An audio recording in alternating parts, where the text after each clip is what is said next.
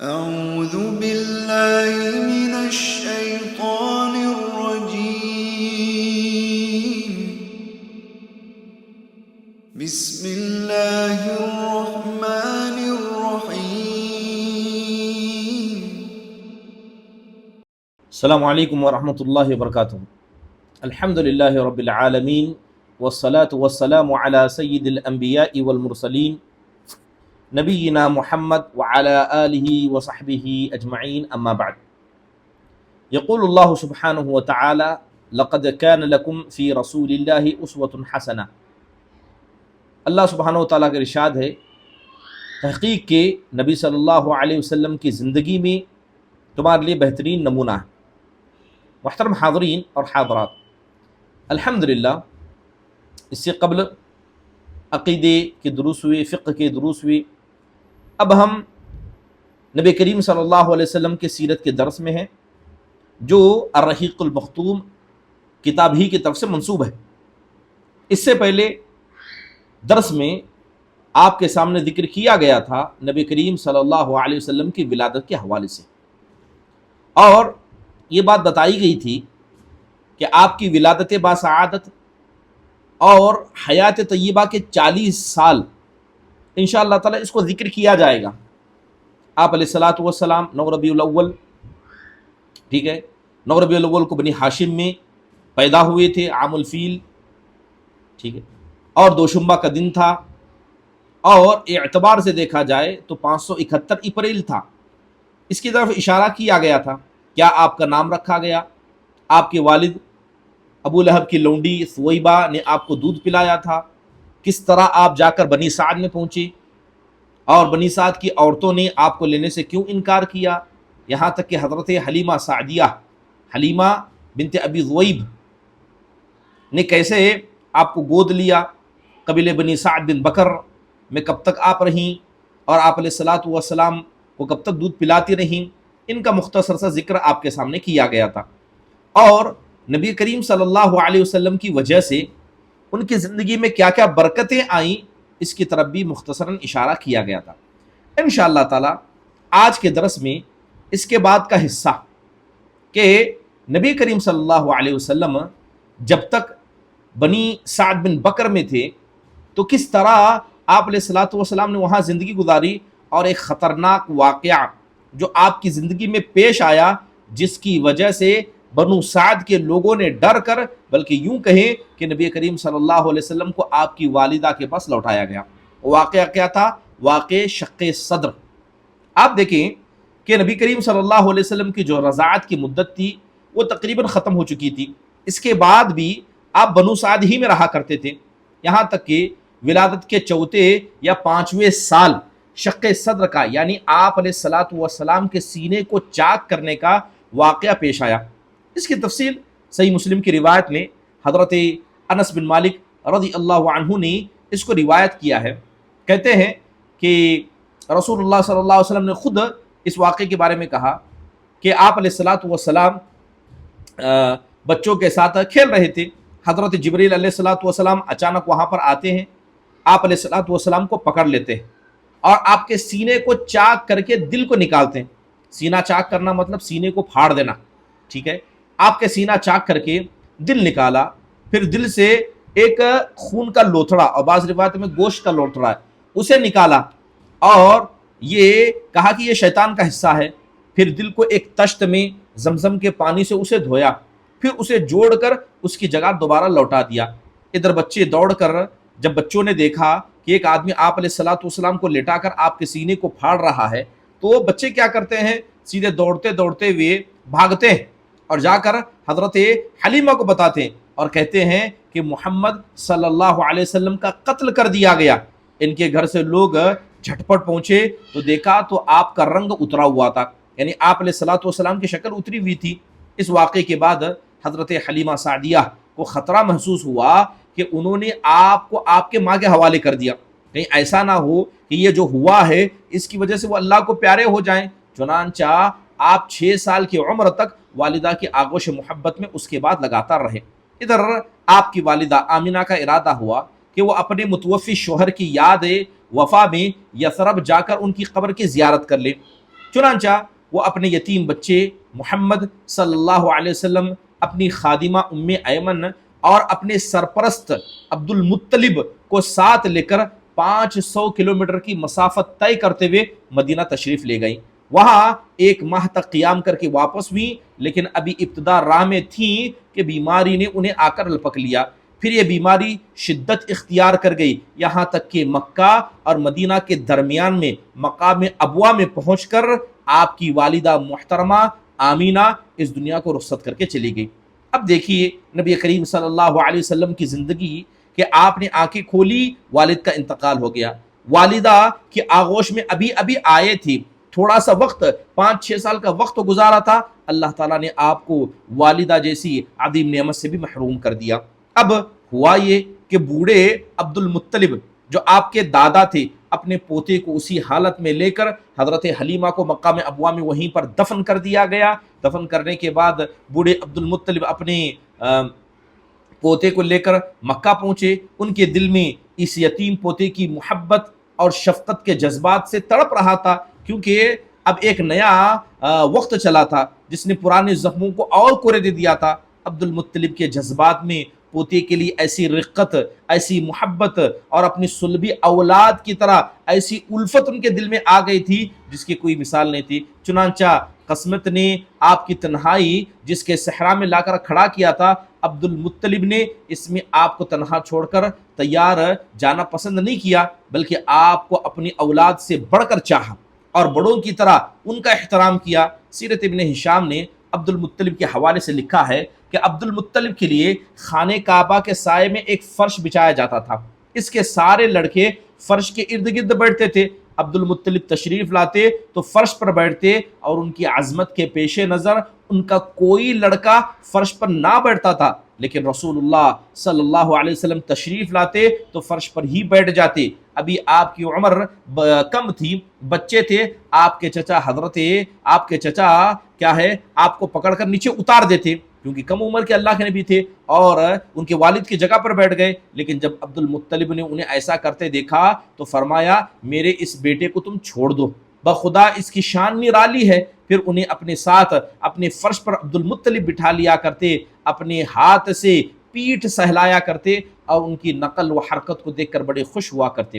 آپ کی عمر ابھی 8 سال 2 مہینے 10 دن کی ہوئی کہ دادا عبد المطلب کا بھی سایہ آپ علیہ الصلوۃ والسلام کے سر سے اٹھ گیا، ان کا انتقال مکہ میں ہو گیا اور وفات ہی سے پہلے آپ صلی اللہ علیہ وسلم کے چچا ابو طالب کو آپ کے والد عبداللہ کے سگے جو بھائی تھے ان کی کفالت میں دے کر ان کو وصیت پہلے ہی کر چکے تھے۔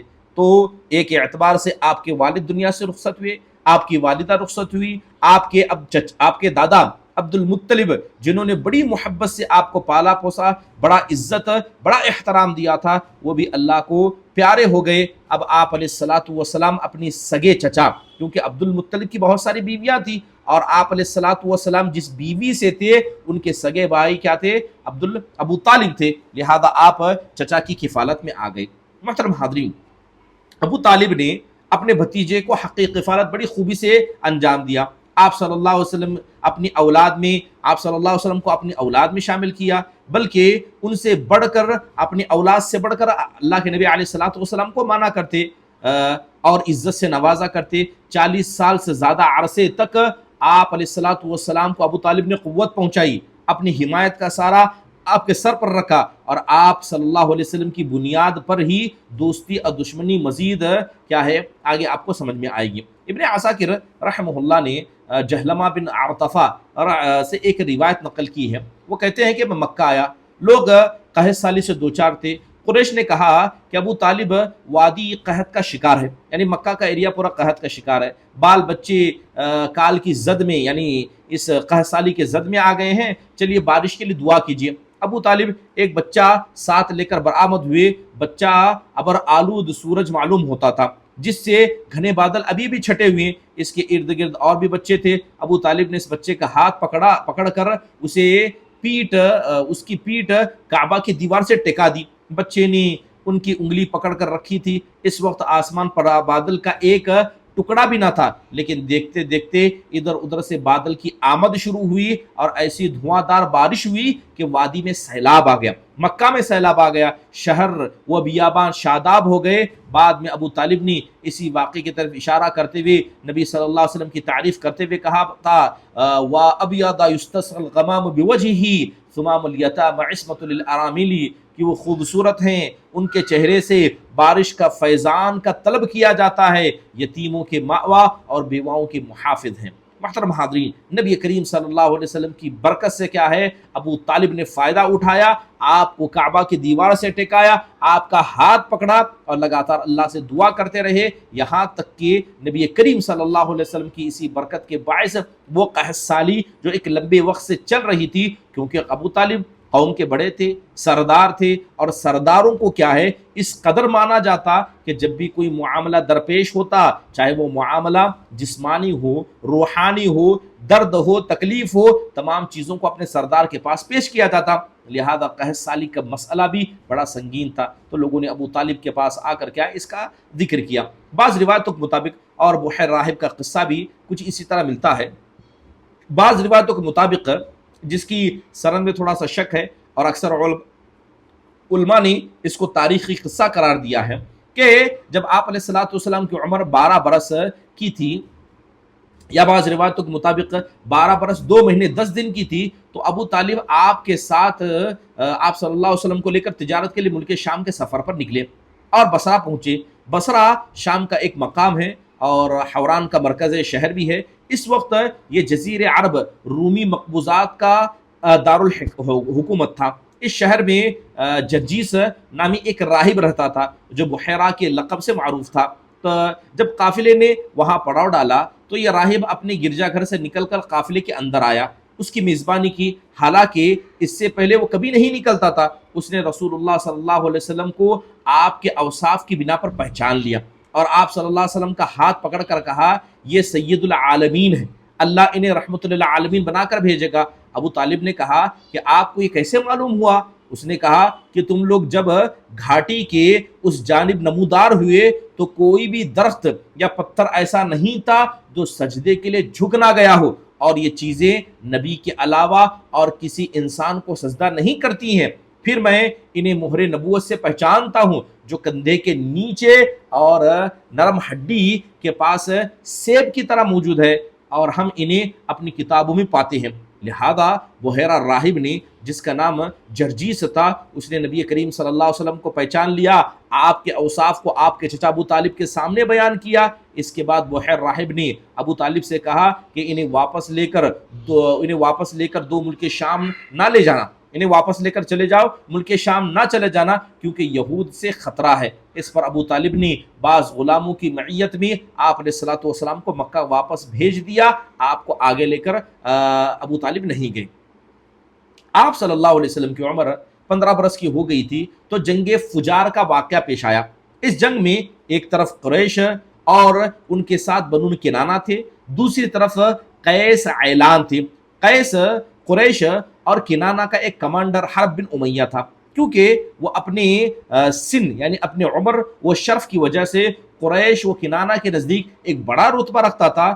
پہلے پہر کنانہ پر قیس کا حملہ بھاری پڑ گیا، لیکن دوپہر ہوتے ہوتے قیس پر کنانہ کا پلہ بھاری ہو گیا۔ اسے حرب فجار اس لیے کہا جاتا ہے کہ اس میں حرم اور حرام مہینے دونوں کی حرمت کو چاک کیا گیا تھا۔ اس جنگ میں رسول اللہ صلی اللہ علیہ وسلم بھی تشریف لے گئے تھے اور اپنے چچا کو تیر تھمایا کرتے تھے۔ آپ چھوٹے تھے، آپ نے لڑائی نہیں کی، لیکن آپ اس جنگ میں تھے اور برابر تیروں کا جو غچہ تھا اپنے پاس رکھتے، اور آپ کے چچا جب تیر برساتے تھے تو اللہ کے نبی ان کو تیر دیا کرتے تھے۔ اس جنگ کے بعد ایک حرمت والا مہینہ ذی قعدہ میں حلف الفضول واقعہ پیش آیا۔ حلف الفضول کیا ہے؟ چند قبائل قریش یعنی بنو ہاشم، بنی مطلب، اس کے بعد بنی اسد بن عبد العزہ، بنی زہرہ بن کلاب اور بنی تیم بن مرہ، ان نے کیا ایک چیز کا اہتمام کیا۔ یہ لوگ عبداللہ بن جدعان تیمی کے مکان پر جمع ہوئے، کیونکہ وہ عمر میں اور شرف میں ایک ممتاز قائد کی حیثیت رکھتے تھے۔ آپس میں ان لوگوں نے کیا کیا؟ عہد پیمان کیا کہ مکہ میں جو بھی مظلوم نظر آئے گا، خواہ وہ مکہ کا رہنے والا ہو یا کہیں اور کا ہو، یہ سب اس کی مدد کریں گے۔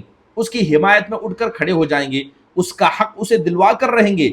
اس اجتماع میں رسول اللہ صلی اللہ علیہ وسلم بھی تشریف فرما تھے، اور بعد میں شرف رسالت سے مشرف ہونے کے بعد فرمایا کرتے تھے کہ میں عبداللہ بن جدعان کے مکان پر ایک ایسے معاہدے میں شریک تھا کہ مجھے اس کی عوض اگر سرخ اونٹ بھی دیا جاتا مجھے پسند نہ ہوتا۔ اگر دور اسلام میں اس عہد و پیمان کے لیے مجھے بلایا گیا تو میں ضرور جاؤں گا اور میں لبیک کہوں گا۔ اس معاہدے کی روح عصبیت کی تہ سے اکھاڑنے والی اور جاہلی حمیت کے منافی تھی، کیونکہ آپ کو پتہ ہونا چاہیے کہ زمانے جاہلیت میں لوگ کیا کرتے، اپنے خاندان کو، اپنی قوم کے لوگوں کو سب سے بڑا سمجھتے تھے، بلکہ کہا کرتے تھے انصر اخاک ظالما او مظلوما، کہ اپنے تم بھائی کی مدد کرو، تمہارا بچہ ہے، تمہارا خاندان ہے، تمہارے لوگ ہیں، چاہے ظالم ہے یا مظلوم ہے، ہر حال میں اپنے لوگوں کا ساتھ دو۔ اس کو کیا کہا جاتا تھا؟ عصبیت کہا جاتا تھا، اپنے قبیلے کی۔ لیکن یہ جو حلف الفضول کا واقعہ تھا یہ بتاتا تھا کہ اگر ظلم کرنے والا آپ کے اپنے خاندان کا بھی ہو، آپ کا اپنا سگا سمبندی بھی ہو، اس کے خلاف آپ کو کھڑا ہونا پڑے گا، اور جاہلی حمیت کے خلاف یہ کھلا ہوا نعرہ تھا۔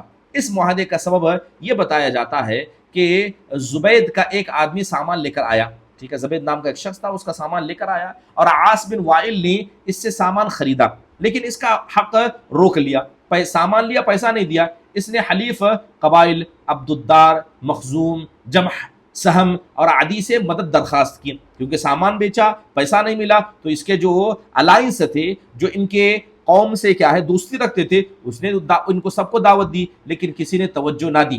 اس کے بعد اس نے حبل ابو القیس پر چڑھ کر، یعنی پہاڑ پر چڑھ کر بلند آواز سے چند اشعار پڑھے، جن میں اپنی داستان مظلومیت کو اس نے بیان کیا۔ اس پر زبیر بن عبد المطلب دوڑ دھوپ کر اور کہا کہ یہ شخص بے یار و مددگار یہاں سے کیوں جائے۔ ان کی کوششوں سے یہ واقعہ پیش آیا، اور حلف الفضول کے لیے لوگ جمع ہوئے، اور وہاں پر معاہدہ طے پایا۔ پھر عاص بن وائل سے اس زبیدی کا حق دلوایا گیا۔ عاص بن وائل سے، یعنی عاص بن وائل نے جو سامان لیا، پیسہ نہیں دیا تھا، وہ حق بعد میں واپس کرایا گیا۔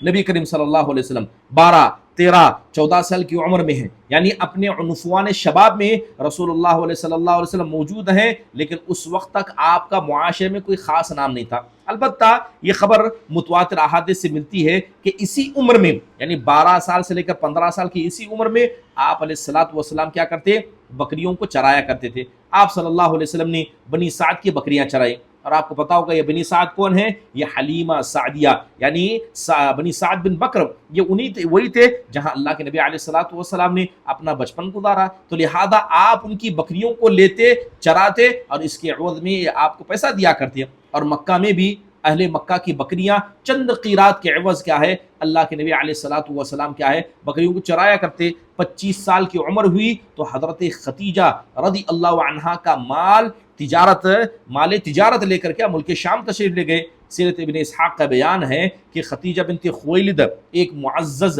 مالدار اور تاجر خاتون تھی۔ لوگوں کو اپنا مال تجارت کے لیے دیا کرتی تھی، اور مضاربت یعنی پارٹنرشپ کے اصول پر ایک حصہ طے کرتی کہ تم مال لے جانا، بیچ دینا، فائدہ لے آنا، لہذا تمہارا حصہ اتنا ہوگا، میرا حصہ اتنا ہوگا۔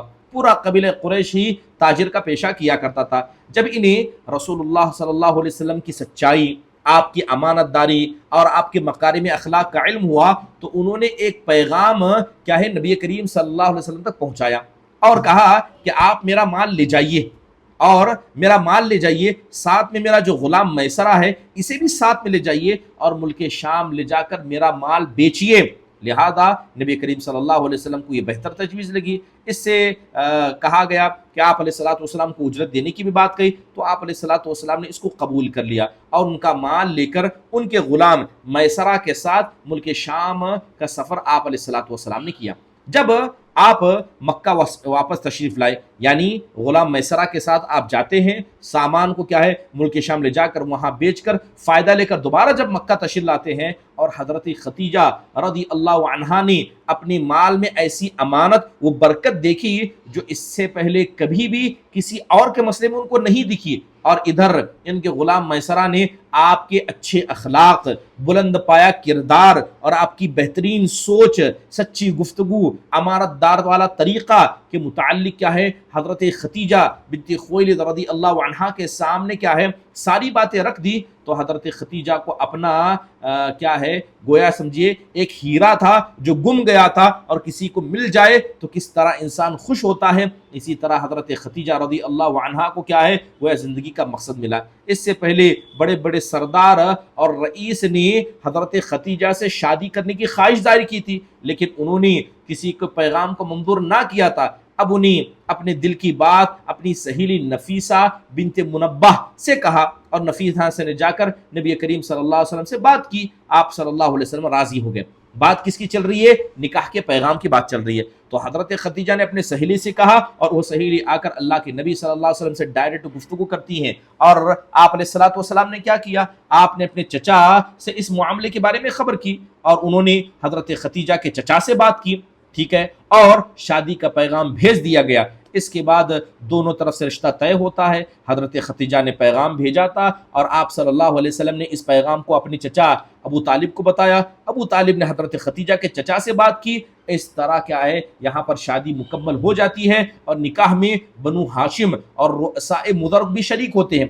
یہ ملک شام سے واپسی کے 2 مہینے کے بعد ہوا تھا۔ آپ صلی اللہ علیہ وسلم نے مہر میں 20 اونٹ دیے تھے، کیونکہ آپ کے پاس تو اتنے تھے نہیں، لہذا آپ کے چچا نے کیا ہے اللہ کے نبی علیہ الصلوۃ والسلام کی مدد کی تھی، لہذا اللہ کے نبی نے 20 اونٹ مہر میں دیے۔ اس وقت حضرت خدیجہ کی عمر 40 سال تھی۔ اب بنیادی طور پر کہا جائے تو حضرت خدیجہ رضی اللہ عنہا کی عمر کے بارے میں اختلاف ہے، لیکن عمومی طور پر جو تاریخی روایت میں موجود ہے کہ اگر مان لی جائے کہ حضرت خدیجہ کی عمر 40 سال تھی، اور وہ نسب اور دولت اور اس کے علاوہ کیا ہے اپنی قوم میں عزت کی اعتبار سے بڑی افضل خاتون مانتی تھی، یہ پہلی خاتون تھی جن سے رسول اللہ صلی اللہ علیہ وسلم نے شادی کی، اور ان کی وفات تک اللہ کے نبی نے کوئی دوسری شادی نہیں کی ابراہیم کے علاوہ۔ یعنی نبی کریم صلی اللہ علیہ وسلم کے جتنے اولاد ہیں، جس میں 3 بیٹے اور 4 بیٹیاں ہیں، ان میں سے ایک بیٹا ابراہیم تھا، تو ابراہیم کے علاوہ بقیہ 2 بیٹے اور 4 بیٹیاں، یہ سب کے ساتھ کیا ہے حضرت خدیجہ بنت خویلد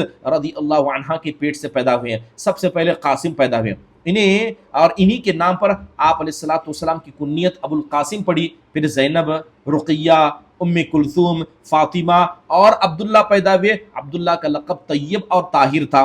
آپ صلی اللہ علیہ وسلم کے سب بچے بچپن میں ہی انتقال کر گئے، البتہ بچوں میں سے ہر ایک نے اسلام کا زمانہ پایا، مسلمان ہوئے اور ہجرت کے شرف سے بمشرف بھی ہوئے، لیکن حضرت فاطمہ رضی اللہ عنہا کے سوا باقی سب اس دنیا سے چلے گئے۔ آپ علیہ الصلوۃ والسلام کی زندگی ہی میں ہوا۔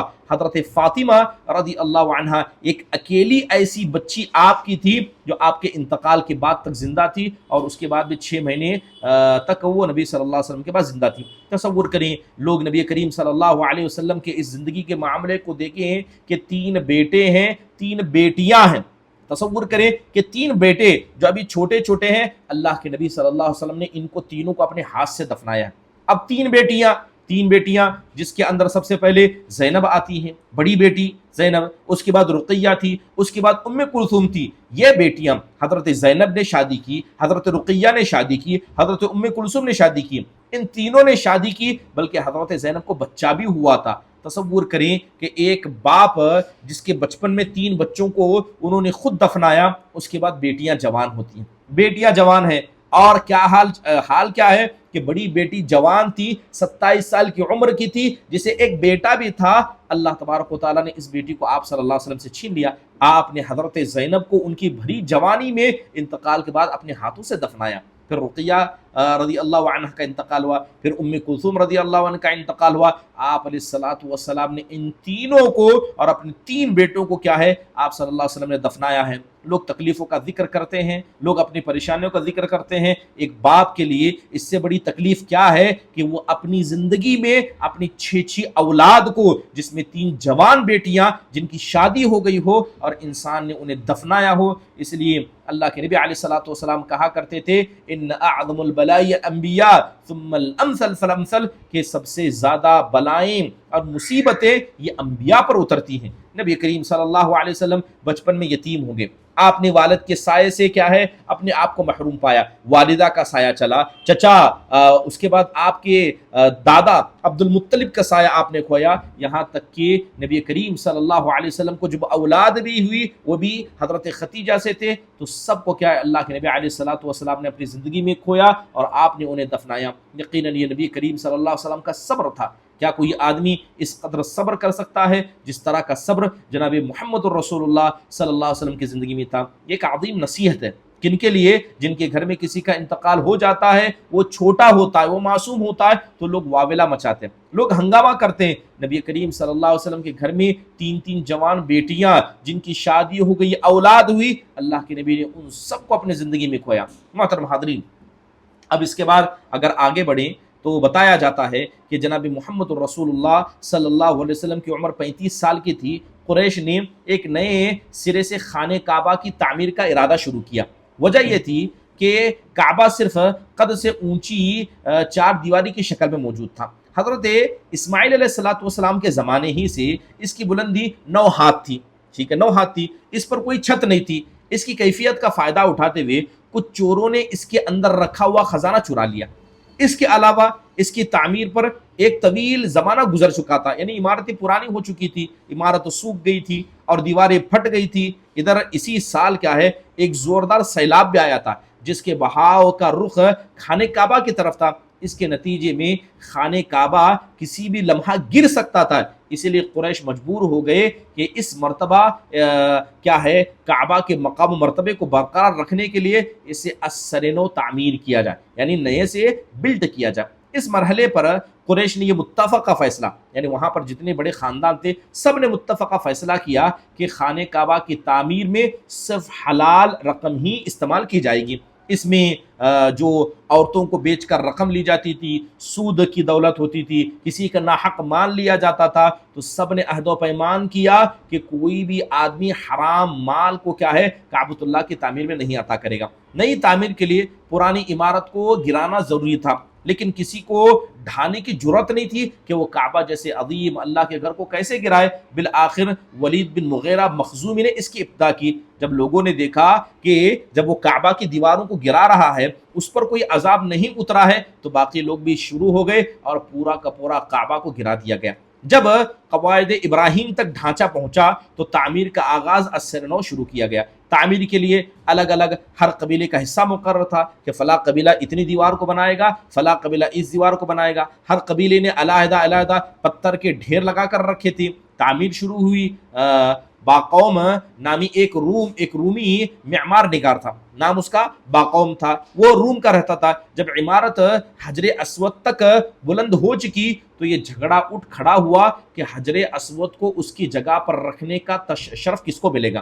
یہ جھگڑا 4-5 روز تک برابر جاری رہا اور رفتہ برفتہ اس قدر یہ جھگڑا شدت اختیار کر گیا تھا، معلوم ہوتا تھا کہ سرزمین حرم میں اب سخت و خون ریزی ہوگی، لڑائی جھگڑا مار پیٹ شروع ہو جائے گی۔ البتہ بنو امیہ مخزومی نے یہ کہہ کر فیصلے کی ایک صورت پیدا کر دی کہ مسجد حرام کے دروازے سے دوسرے دن جو سب سے پہلے یہاں پر داخل ہوگا ہم کیا ہے اپنی جھگڑوں کا فیصلہ اس کے حوالے کر دیں گے۔ لوگوں نے یہ تجویز منظور کر لی۔ اللہ تبارک و تعالیٰ کی مشیت ایسی تھی، اللہ کا ارادہ ایسا تھا کہ اس کے بعد سب سے پہلے جو تشریف لائے وہ جناب محمد الرسول اللہ صلی اللہ علیہ وسلم تھے۔ لوگوں نے آپ کو دیکھا تو چیخ پڑے، کہنے لگے ھذا الامین ورضینا ھذا محمد صلی اللہ علیہ وسلم۔ لوگ آپ کو جانتے تھے، آپ کے اخلاق کو جانتے تھے، آپ کے کریمانہ فیصلوں کو جانتے تھے۔ جیسے لوگوں نے دیکھا لوگ کہنے لگے یہ تو امانت دار ہے، لہذا ہم اس کے فیصلے جو محمد ابن عبداللہ صلی اللہ علیہ وسلم ہیں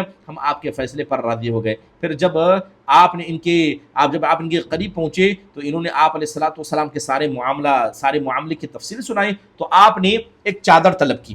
آپ علیہ الصلوۃ والسلام نے کیا کیا؟ ایک چادر منگوایا، بیچ میں حجر اسود کو رکھا اور جتنے بھی قبیلے لڑ رہے تھے سب کے سرداروں سے کہا کہ آپ سب حضرات چادر کے کنارے کو پکڑ کر اسے اوپر اٹھائیں۔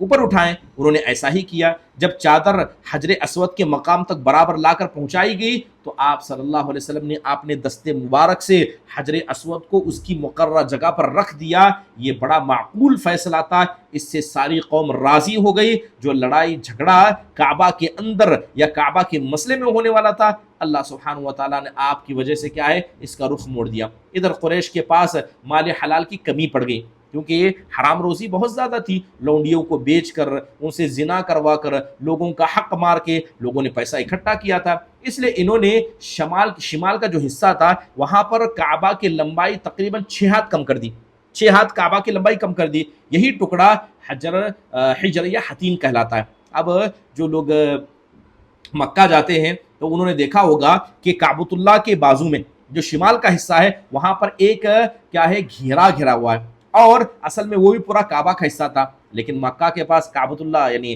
مکہ والوں کے پاس حلال کمائی کے پیسے کم پڑ گئے، تو جتنے پیسے تھے اور جتنے پتھر وہ جمع کر سکتے تھے اسی سے کعبہ کو بنا دیا۔ جو حتیم کا ایریا ہے، ٹھیک ہے، جو گھیرا ہوا ہے، اس کو ان لوگوں نے چھوڑ دیا، جبکہ حقیقت میں یہ کعبۃ اللہ کے اندر کا حصہ ہی ہے۔ اس دفعہ قریش نے کعبہ کا دروازہ زمین سے خاصا بلند کر دیا، اونچا کر دیا، تاکہ اس میں وہی شخص داخل ہو سکے جسے وہ اجازت دے۔ جب دیواریں 15 ہاتھ بلند ہو گئی تو اندر 6 ستون کھڑے کر کے اوپر سے چھت ڈال دی گئی، اور کعبہ اپنی تکمیل کے بعد قریب چوروں کی کیا ہے شکایتوں سے دور ہو گیا، ان سے بچ گیا۔ اور آپ نے یعنی جب مکہ والوں نے کعبہ بنایا تو یہ چوکن شکل کا بن گیا، ٹھیک ہے۔ اب خانہ کعبہ کی بلندی 15 میٹر ہو گئی تھی۔ حجر اسود والی دیوار اور اس کے سامنے کی دیواریں یعنی جنوبی اور شمالی دیواریں 10-10 میٹر ہو گئی تھی۔ حجر اسود مطاف کی زمین سے 1.5 میٹر بلند انہوں نے رکھا تھا۔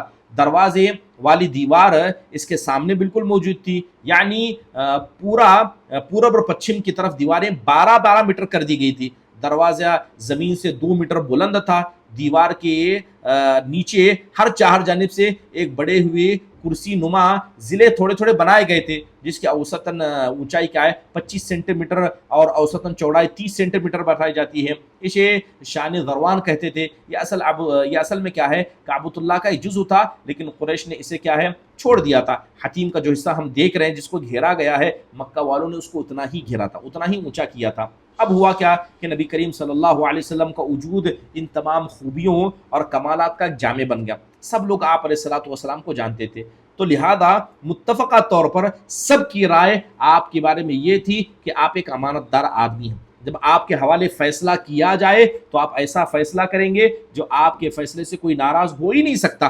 آپ علیہ الصلوۃ والسلام بہت مضبوط فکر رکھتے تھے، دور بینی رکھتے تھے، حق کو پسند کرتے تھے، بلند اخلاق والے تھے۔ آپ صلی اللہ علیہ وسلم کی حسن فراست، پختگی فکر اور چیزوں کو دیکھنے کا طریقہ ایسا تھا کہ آپ علیہ الصلوۃ والسلام اکثر خاموش رہنا پسند کرتے، مسئلے مسائل میں آپ الجھا نہیں کرتے تھے، ہمیشہ سوچا کرتے تھے۔ اور آپ علیہ الصلوۃ والسلام کیا ہے اپنی اس مضبوط عقل، روشن فطرت کی زندگی کی وجہ سے لوگوں کے معاملات اور جماعتوں کے احوال کا مطالعہ بھی کیا کرتے تھے، اور جن خرافات میں سب لت پت تھے اس سے آپ علیہ الصلوۃ والسلام کو سخت بیزاری تھی۔ چنانچہ آپ صلی اللہ علیہ وسلم نے ان سب سے دامن کش اختیار کیا، اور آپ علیہ الصلوۃ والسلام ان سے جدا ہوئے، اور اسی درمیان زندگی کا ایک نیا سفر طے ہوا۔ یعنی لوگوں کو جو کام اچھا ہوتا اس میں شریک فرماتے، اور جس کام میں آپ علیہ الصلوۃ والسلام دیکھتے کہ برائی ہے، ظلم ہے، آپ اس سے بچ جاتے۔ چنانچہ آپ صلی اللہ علیہ وسلم نے شراب کو کبھی منہ نہیں لگایا۔ آپ علیہ الصلوۃ والسلام نے کبھی کسی آستانے پر جا کر، کسی قبر کے پاس، کسی بت کے پاس جا کر آپ نے کبھی ذبح نہیں کیا۔ بتوں کے لیے منائے جانے والے تہوار اور میلوں میں آپ صلی اللہ علیہ وسلم کبھی شریک نہیں ہوئے۔ آپ صلی اللہ علیہ وسلم کو شروع ہی سے ان باطل معبودوں سے اتنی نفرت کی کہ ان سے بڑھ کر آپ نظر میں کوئی چیز آپ کو بری نہیں لگتی تھی، یہاں تک کہ لات و عزیٰ کی قسم سننا بھی آپ علیہ الصلوۃ والسلام پسند نہیں کرتے تھے۔ تصور کریں یہ کس زمانے کی بات کر رہے ہیں، یہ اس زمانے کی بات کر رہے ہیں جو لات و عزیٰ کی لوگ قسم کھایا کرتے تھے اور انہیں اپنا معبود حقیقی مانا کرتے تھے۔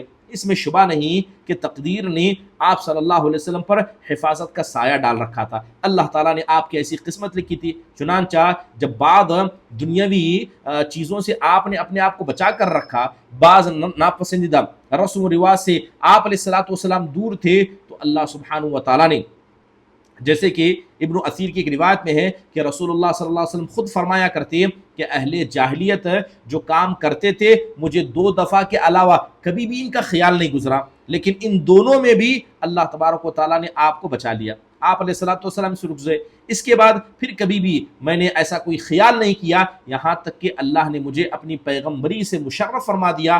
ہوا یہ کہ جو لڑکا بالائی مکہ میں میرے ساتھ بکریاں چراتا تھا، اس نے ایک رات مجھ سے کہا کیوں نہ تم میری بکریاں دیکھو اور میں مکہ جا کر دوسرے جوانوں کی طرح وہاں کی کیا ہے شبانہ گوئی یعنی قصہ گوئی جو ہوتی تھی اس کے محفل میں شریک کر لوں۔ اس نے کہا کہ ٹھیک ہے۔ اس کے بعد میں نکلا اور ابھی مکہ کے پہلے ہی گھر کے پاس سے پہنچا تھا تو باجے کی آواز سنائی پڑی۔ میں نے دریافت کیا یہ کیا ہے؟ لوگوں نے بتایا کہ فلاں فلاں کی شادی ہے۔ میں سننے بیٹھ گیا اور اللہ تعالیٰ نے میرے کان بند کر دیے اور میں وہاں پر سو گیا۔ پھر سورج کی تیزی کی وجہ سے آپ علیہ الصلوۃ والسلام کی آنکھ کھلی اور آپ صلی اللہ علیہ وسلم کہتے ہیں کہ میں نے اپنے ساتھی کے پاس میں واپس چلا گیا، اس کے پوچھنے پر میں نے تفصیل بتائی۔ اس کے بعد ایک رات پھر میں نے یہی بات کہی اور مکہ پہنچا تو پھر اسی طرح کا واقعہ آپ علیہ الصلوۃ والسلام کے ساتھ دوبارہ ہوا۔ پھر اس کے بعد آپ نے کبھی بھی اس غلط کام کا یعنی گانے بجانے کو سننے کا آپ نے کبھی بھی ارادہ نہیں کیا۔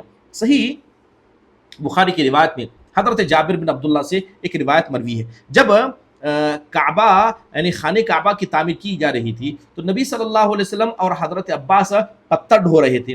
حضرت عباس نے نبی صلی اللہ علیہ وسلم سے کہا کہ اپنا تہبند اپنے کندھے پر رکھ لو، ٹھیک ہے، پتھر سے حفاظت ہوگی، وہ پتھر کی وجہ سے تم کو چبھن نہیں ہوگی۔ لیکن جو ہی آپ علیہ الصلوۃ والسلام نے ایسا کیا آپ زمین پر گر گئے، نگاہیں آسمان کی طرف اٹھ گئیں۔ افاقہ ہوتی آپ نے آواز لگائی میرا تہبند میرا تہبند، آپ کا تہبند آپ کو باندھ دیا گیا۔ ایک روایت کے مطابق ہے کہ اس کے بعد آپ صلی اللہ علیہ وسلم نے کبھی کیا ہے ایسے مقام پر اپنی شرمگاہ کو نہیں کھولا۔ نبی کریم صلی اللہ علیہ وسلم اپنی قوم میں کیا ہے بہترین کردار، فاضلانہ اخلاق، کریمانہ عادت کے لحاظ سے ایک ممتاز شخصیت مانے جاتے تھے۔ چنانچہ آپ سب سے زیادہ بامروت تھے۔ بامروت کا مطلب یہ ہے کہ جو آدمی لوگوں کے ساتھ نرمی کا معاملہ کرے، خوش اخلاق تھے، سب سے زیادہ معزز تھے، لوگوں سے میل جول رکھنے والے تھے، اور آپ سچ بولنے والے، نرم گفتگو کرنے والے، کپڑے سے مزاج سے نرم، نیک عمل، اور یہاں تک کہ لوگوں نے آپ کا نام امین رکھا تھا، لوگوں نے آپ کو صادق کہا تھا۔ اور جیسے کہ حضرت ختیجہ رضی اللہ عنہا آپ کی زوجہ محترمہ خود کہتی ہیں کہ آپ صلی اللہ علیہ وسلم درد مندوں کا بوجھ اٹھایا کرتے تھے۔ آپ علیہ الصلوۃ والسلام کی یہی دستور تھا، مہمانوں کے مہمان نوازی کرتے، مصیبت میں لوگوں کی مدد کیا کرتے۔ اس طرح اللہ کے نبی علیہ الصلوۃ والسلام نے اپنی زندگی کا ایک بڑا حصہ مکہ المکرمہ کے اندر گزارا۔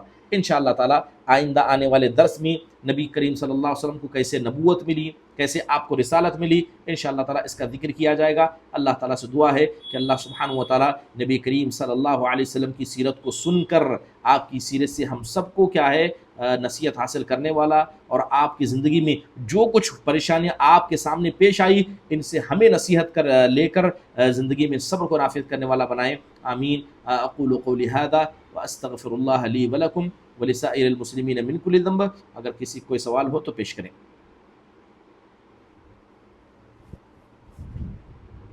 سب کو فورسفلی میوٹ کیا جا رہا ہے۔ جس کو سوال پوچھنا ہوگا ہاتھ اٹھائیں۔ جی بی بی اسما۔ السلام علیکم رحمۃ اللہ وبرکاتہ شیخ۔ وعلیکم السلام ورحمۃ اللہ وبرکاتہ۔ شیخ یہ کعبۃ اللہ کا جو حصہ آپ بولے نا حتیم کا ہے، اس وقت حلال مال نہیں تھا اس لیے اس کو اندر نہیں لیا گیا، اس کے کعبے کے اندر وہ یہ جو آپ بولے نا جی۔ اس کے بعد بہت ساری چیزیں اللہ کے رسول کے پاس آئے تھے نا حلال طریقے سے، اس کے بعد نہیں تعمیر کر سکے گا؟ نہیں کیے۔ اب دیکھیے کئی چیزیں ہیں، چلیے ایک صحیح بخاری کی روایت سنا دیتا ہوں، آپ کو وجہ پتہ چلے گی کہ اللہ کے نبی علیہ الصلوۃ والسلام جب مدینہ المنورہ گئے آپ نے کبھی کام نہیں کیا۔ ابو بکر رضی اللہ عنہ حضرت عمر کے زمانے میں اتنا سونا تھا کہ پورا سونے سے کعبہ بنا سکتے تھے، نہیں کیا۔ ایک وجہ بنیادی تھی۔ ایک مرتبہ اللہ کے نبی علیہ الصلوۃ والسلام حضرت عائشہ کی گود میں لیٹے ہوئے تھے، تو آپ نے کہا یا عائشہ لولا قومک حدیث بالکعبہ لنقصت الکعبہ وجعلت لها بابین۔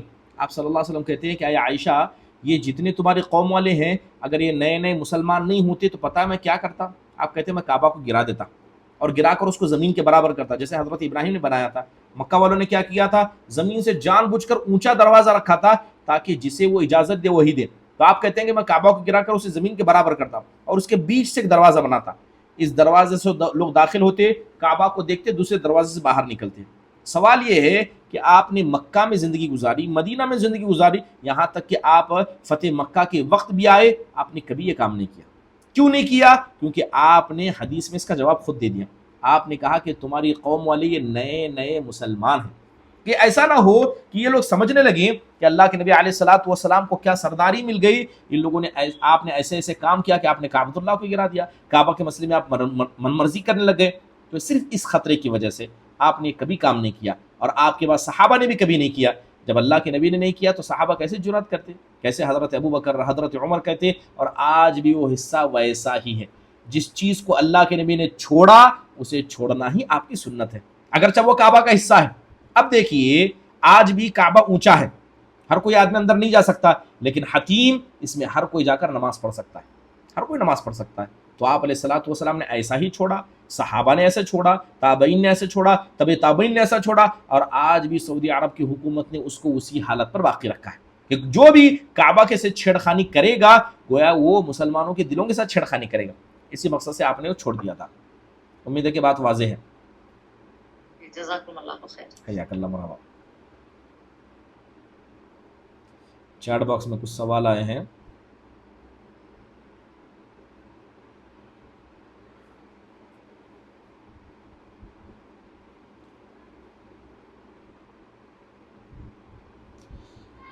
بیماری آنے کے بعد بکرے کو صدقے کے طور پر ذبح کیا جاتا ہے، اس پر ہاتھ پھیر کر کیا یہ ہاتھ پھرنا کیا درست ہے؟ دیکھیے اگر کوئی بیمار ہے تو انسان کو صدقہ دینا چاہیے۔ صدقہ اللہ تعالیٰ کے غصے کو کیا ٹھنڈا کرتا ہے، اور بیماری کا بہترین علاج ہے، صدقہ کرنا چاہیے۔ لیکن اس کے سر پر ہاتھ پھیرنا، اس کے حوالے سے میں نہیں جانتا کہ کوئی صحیح روایت موجود ہوگی۔ ٹھیک ہے جناب عبد الرحمن صاحب،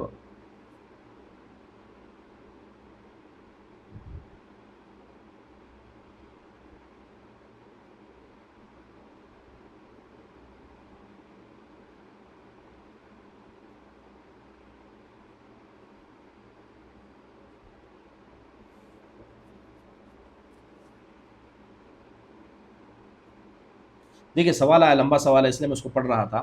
سوال جناب عبد الرحمن صاحب نے پوچھا ہے کہ کچھ لوگ بریلوی حضرات، انہوں نے صاف لکھا، کچھ بریلوی حضرات نبی کریم صلی اللہ علیہ وسلم کو انسان نہیں مانتے، بشر نہیں مانتے، اور اس کی دلیل کیا لیتے ہیں کہ نبی صلی اللہ علیہ وسلم کو بچپن میں سینہ چاک کیا گیا تھا، اس وقت انستھیسیا کوئی چیز نہیں تھی، تو کیسے حضرت جبرائیل نے سینہ چیرا اور کیسے دل کو نکالا، گوشت کا ٹکڑا اس میں سے پھینکا، آپ کے دل کو دھویا اور دل کو نکالا باہر اور پھر رکھ دیا؟ اگر انسان ہوتے تو ایسا کیسا ہوتا؟ ٹھیک ہے، سب سے پہلی بات ہے یہ بتائیے کہ شق صدر کا واقعہ اللہ کے نبی نے بیان کیا تو کیا یہ آپ کے معجزات میں سے نہیں ہے؟ اگر کوئی آدمی کہے معجزات میں سے نہیں ہے تب وہ گفتگو کرے۔ نبی کریم صلی اللہ علیہ وسلم کے شق صدر کا واقعہ ایک بار ہوا ہے کہ دو بار ہوا ہے؟ ہاں، آپ صلی اللہ علیہ وسلم کو جب معراج پر لے جایا جانا تھا تب بھی آپ کے ساتھ ایسا ہوا ہے، یعنی نبی بننے سے پہلے بچپن میں، نبی بننے کے بعد، ایسا کیوں ہے؟ اور یہ شق صدر کا واقعہ خود ہم کو کیا بتاتا ہے کہ نبی کریم صلی اللہ علیہ وسلم کے دل سے شیطان کا حصہ نکالا گیا، اس کو دھویا گیا، حکمت کو بھرا گیا اور پھر سی دیا گیا۔ تو گویا یہ واقعہ نبی صلی اللہ علیہ وسلم کے معجزات میں سے ہے، یہ عام انسانوں کے ساتھ نہیں ہو سکتا، یہ آپ کا معجزہ ہے۔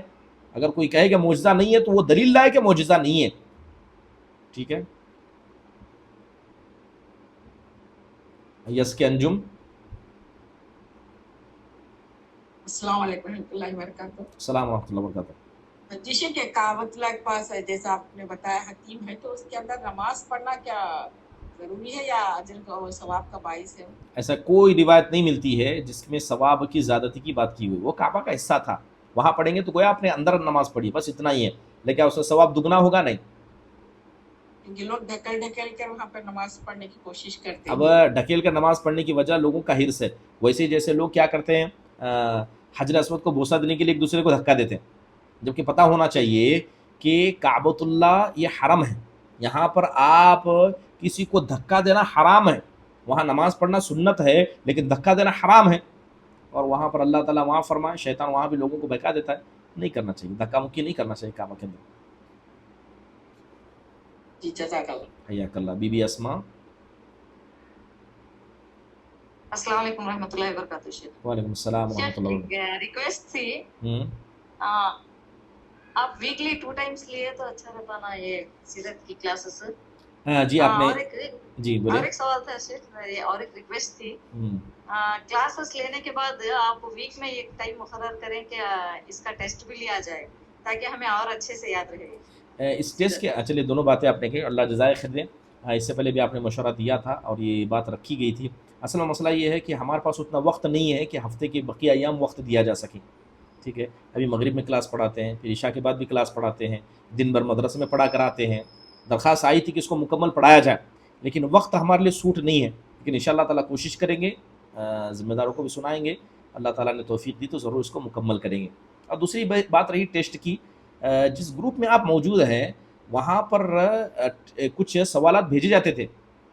ठीक है, इससे पहले भेजे जाते थे, अगर आपको याद हो तो, नबी करीम सल्लल्लाहु अलैहि वसल्लम की सीरत के हवाले से। तो इंशाअल्लाह ताला इसकी पाबंदी करने की कोशिश करेंगे बिइज़्निल्लाह, ताकि जब भी अगर 20 मार्क्स का अगर आप जितना भी लेसन आज कराए ना जी उसका आप अगर टेस्ट लिए या 10 मार्क्स का या 20 मार्क्स का, उसमें से कुछ भी और हिस्से से और ज्यादा याद करते, सीरत को याद रखने की कोशिश करते, और हमारे लिए भी याद रखने का जरिया अच्छा होता है। बिल्कुल इंशाअल्लाह ताला आपको मशवरा क्या है ज़िम्मेदारों तक ज़रूर पहुँचाएंगे, और इंशाअल्लाह वैसे पहुँच भी गया होगा। ठीक है, ज़रूर इस पर गौर करेंगे। जज़ाकल्लाह खैर। अल्लाह आपके इस हिर्स को, अल्लाह ताला आपकी इस इखलास को कबूल फरमाए। जज़ाकल्लाह खैर। अकमल नाज। अस्सलाम वालेकुम रहमतुल्लाहि व बरकातुहू। वालेकुम अस्सलाम रहमतुल्लाहि व बरकातुहू। जी शेख, काबतुल्लाह में अब जैसा प्रेजेंट माहौल में तवाफ करते वक्त चोरी चकारी सब हो रही ना शेख, तो लोग हज या उम्रा को जाके भी इस तरह की हरकत करते हैं, तो कहाँ तक ये बात सही है? तो मैंने तो हमारे अपनों को ऐसा बहुत ज़्यादा नुकसान हो चुका है शेख, इसलिए मतलब अल्लाह के घर में जाके भी वो काम लोग नहीं छोड़ रहे थे। देखिए, वही अल्लाह का घर है जहाँ पर ख़वातीन नंगा तवाफ़ करती थी, बरहाना तवाफ़ करती थी। वही अल्लाह का घर। अब तो बाहर है, अंदर बुत रखे गए थे। शैतान किसी को नहीं बख्शता, शैतान तो दिलों में बसता है।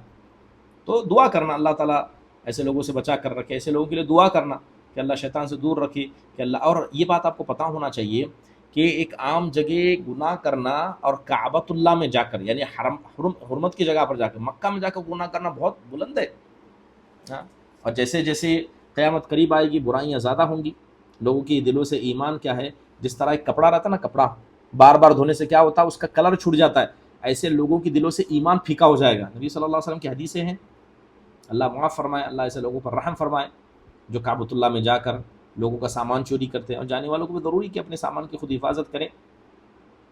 अल्लाह का घर ज़रूरी है, लेकिन शैतान दिलों में बसता है। अल्लाह ताला ऐसे लोगों की हिदायत दे। हनीफ राजा। अस्सलाम वालेकुम। अस्सलाम वालेकुम वरहमतुल्लाह। हमारे यहाँ मगरिब का वक्त अजान 7 बजे होता है, ये थोड़ा रिक्वेस्ट थी। अरे अल्लाह जज़ाए खैर दे। बसा वक़्त हम लोगों को भी तकलीफ़ हो जाती है, नमाज़ पढ़ कर आते हैं, सुन्नत नहीं पढ़ पाते। इंशाअल्लाह ताला देखेंगे ज़रूर, थोड़ा टाइम को एक 15 मिनट आगे पीछे करने की कोशिश करेंगे इंशाअल्लाह। जज़ाकल्लाह खैर मेरे भाई, बहुत बहुत शुक्रिया। आपकी तकलीफ़ सबकी तकलीफ़ हो। हो जाए तो अच्छी बात। जी जी ज़रूर इंशाअल्लाह। जज़ाकल्लाह खैर, जज़ाकल्लाह खैर। अस्सलाम वालेकुम। ठीक है, उसके बाद और कौन है? नाज।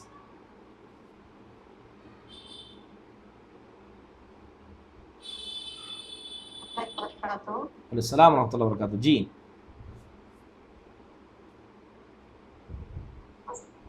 मैं अभी सऊदी में आई हूँ अपने हस्बैंड के पास, अल्हम्दुलिल्लाह। तो मैं उम्रा के लिए सोच रही हूँ से इंशाल्लाह, तो मुझे थोड़ा सा गाइडलाइन चाहिए से, क्योंकि मुझे पूरा से नहीं पता से कि उम्रा कैसे किया जाता है। हाँ, पूरा गाइडलाइन चाहिए, मुझे नहीं पता, मेरा फर्स्ट टाइम है इससे। देखिए, सबसे पहले क्या है, अल्हम्दुलिल्लाह उम्रा गाइड मिलता है, लेकिन मुख्तसर अंदाज से बता ही देता हूँ। सबसे पहले इहराम के मसले, यानी बुनियादी जो कंडीशन उसको पूरा कीजिए। इहराम का मसला हुआ, नीयत का मसला हुआ, दुआओं का पढ़ने का मसला हुआ, अगर ये सब तैयारी करके निकलते हैं अल्हम्दुलिल्लाह पर, तो काबतुल्लाह में इंसान सबसे पहले पहुँचता है। और जैसे ही मीक़ात पार करता है तो मीक़ात पर इंसान को दुआ पढ़नी होती है, अल्लाहुम्मा लब्बैक उम्रतन। یہ پڑھنا ہوتا ہے، یہ ضروری ہے، ٹھیک ہے. جیسے اس کی نیت انسان کر لے گا، اس کے بعد خواتین کے لیے کیا ہے، چہرہ کھلا رکھنا ہے، چہرہ بند نہیں کرنا، ٹھیک ہے. اللہ کہ کوئی اجنبی آئے تو آپ اپنا کپڑا، ایک چھوٹا سا کپڑا اوپر سے گرا سکتی ہے، لیکن نقاب نہیں لگانا. اس کے علاوہ خوشبو وغیرہ کا استعمال نہیں کرنا. چلیے اتنا ہو گیا، اور آپ تلبیہ پڑھتے جائیں گے، لبیک اللہم لبیک لبیک لا شریک لک لبیک ان الحمد والنعمت لک. تو یہ مکمل تلبیہ پڑھتے رہیں گے کب تک، جب تک آپ کعبۃ اللہ کو نہ دیکھ لیں. جیسے آپ نے کعبۃ اللہ کو دیکھ لیا، تلبیہ بند کرنا ہے، اور جہاں حجر اسود ہے وہاں گرین لائٹ لگائی گئی ہے ہر فلور پہ، تو وہاں سے طواف شروع کرنا سب سے پہلے. ہم چاہتے ہیں آپ کے آواز بہت کٹ یہاں پر نیٹ ورک ایشو ہے سے مجھے لکھ کے کہیں پہ مل سکتا ہے انشاءاللہ اس کے لیے مکمل کتابیں ہیں. کوشش کریں گے انشاءاللہ تعالیٰ، جو گروپ ہے جس گروپ میں شامل ہے اس گروپ میں بھیجنے کے لیے کوشش کریں گے، ٹھیک ہے. مجھے اسی منتھ چاہیے سے کیونکہ اسی منتھ میں جانا ہے. ٹھیک ہے، اچھی بات ہے، ضرور انشاءاللہ تعالیٰ. AF السلام علیکم ورحمۃ اللہ وبرکاتہ. وعلیکم السلام ورحمۃ اللہ وبرکاتہ. جی شیخ ایک سوال، یہ لات اور عزا کا میننگ ذرا تفصیل سے بتائیے شیخ. ہاں، اللات والعزیٰ یہ اصل میں مشرکین مکہ کے بتوں میں سے تھے، اور دونوں ہی خواتین تھیں، ٹھیک ہے.